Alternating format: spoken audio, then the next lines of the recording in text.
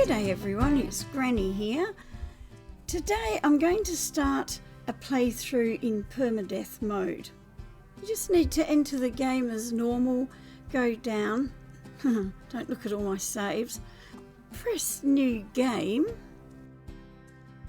then you'll see this screen and it gives you all these different options, but it doesn't say permadeath. You'd be amazed how many people have asked me about this. So you're going to custom, where you can access all the different modes and you can change the difficulty settings within those modes to whatever you want, which is pretty cool. If you're bored with this part of the video, just go on a bit further, but I'm explaining all of this because there's things here that I didn't realise and what other people have asked me about, so I'm doing this video for everyone. This difficulty preset is really awesome because you can change it at any time, which means you could be in permadeath but you want to build a fancy thing, and so you might be tempted to put that into creative mode for an hour while you do the building. And that's really great, that's really cool to do that, except if you want to pop the 27th badge, don't do that, because if you change your permadeath difficulty, you will not get the badge when you go to the next galaxy. Also, take a breath, reach the centre of the galaxy survival mode, and to live forever, reach it in permadeath mode. If you do the permadeath mode, you will get the survival mode at the same time. I think that looking through these difficulties in permadeath is a really good way to formulate some strategies. For example, predators are turned on, therefore crafting animal tucker early in the game could save your life. Not only will it pacify them, but it'll also tame them, and so you can collect the milk, which can give you up to 20% recovery. So without any further ado, let's get started. You can spawn on various types of planets, meaning that some resources are rarer on some planets than others. The first thing I always look for is a cave, because that's really good for shelter and resources. You can look for the cave at the same time as sourcing your main survival elements: oxygen, carbon and sodium nitrate, as well as dihydrogen and ferrite dust. You will need to repair your scanner so that you can get the signal to find your spaceship. Anyway, that looks like a cave, and that's where you need to be. Look at my shield there, it's nearly down. I've played this game a lot, so I'm not panicking too much. I'm going to grab this sodium and make a beeline for the cave. I hope it's a cave. If it's not, I'll be pretty buggered. Caves are really great because you can get lots of oxygen and sodium from these things, and we get a lot of those things in caves, so that's another good reason to get to caves, especially when you're playing a permadeath save. If you spawn on a planet that you really hate and you can't find a cave, just start the game again. Believe me, it will save you a lot of time and effort later on. You can see my health recovering now. Well, we're in this cave, let's exploit it as much as we can. That means we can repair a few things and get some extras like cobalt, silver and gold, and maybe a bit of platinum. Even if you don't need it now, you can sell this stuff. If you spend a lot of time doing this, you will be in good stead for later on. You'll be able to fix everything up and get loads of money. There we go. Objective updated. Investigate your surroundings, which means look for the signal for where our ship is. So that's where we're going to head. But first of all, as I said, get as many resources as you can. If you've got a cave, you don't have to rush because you've got protection. Geodes can be broken down into other elements, and we've got a new guide entry unlocked, navigation basics, and we're getting lots of resources and cobalt and all sorts of things that's going to really help us. We've crafting and repairing. I'll just grab a few valuables and then we'll head off to the ship. Keep a check on your inventory. I can see that I haven't got any dihydrogen, which I need for life support gel.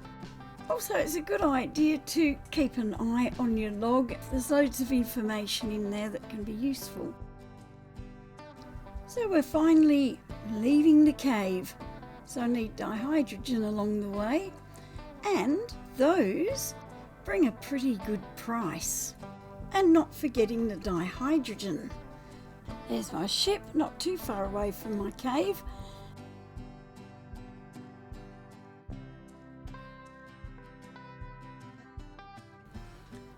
Repair ship.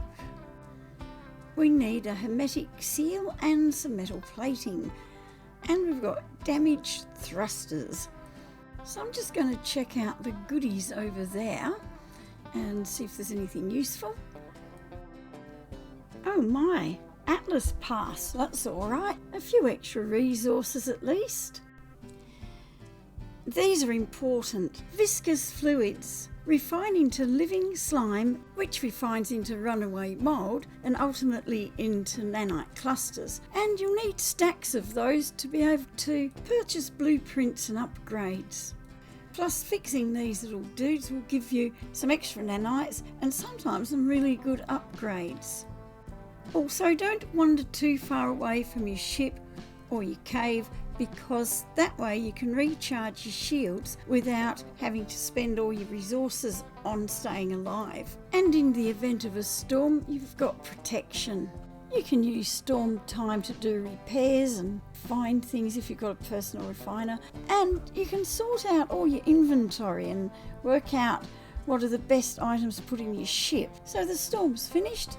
I might as well grab some extra oxygen, then head over to this thingy.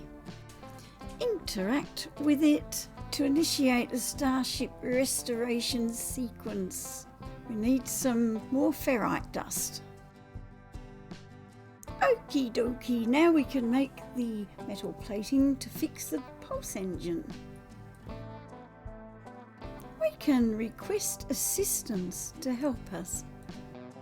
And there's a hermetic seal nearby and a planetary chart from a distress beacon, and we've got to search the crash site for these supplies and gather more material. Surprise, surprise. Unlocked new multi-tool entry. That'll be a mining beam upgrade. So now I've got to refine to get some pure ferrite dihydrogen jelly, and we've still got to find the hermetic seal. We need a metal plating for the refiner, and then we'll put the refiner down and put in some ferrite dust, and we'll need to charge the refiner, and then we'll begin, and voila. And while that's refining, you can't do too much mining in Permadeath. Excellent.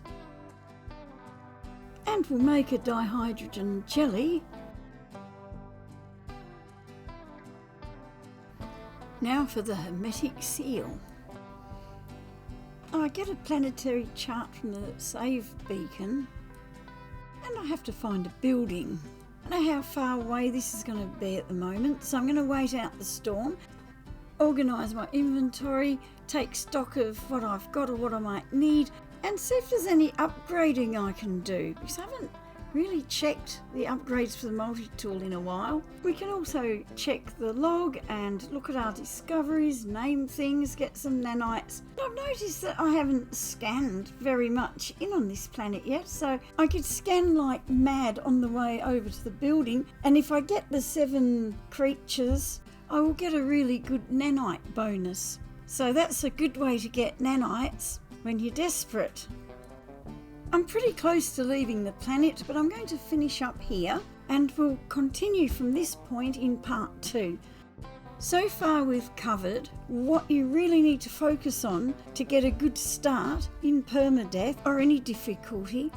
The main points: protection from the weather, resources, getting stuff that you can convert to nanites and finding things that you can sell for a lot of money and scanning things in to earn nanites. They are the very basic points of what makes a good start, and we'll continue in the next episode. Have a good time. Catch you later.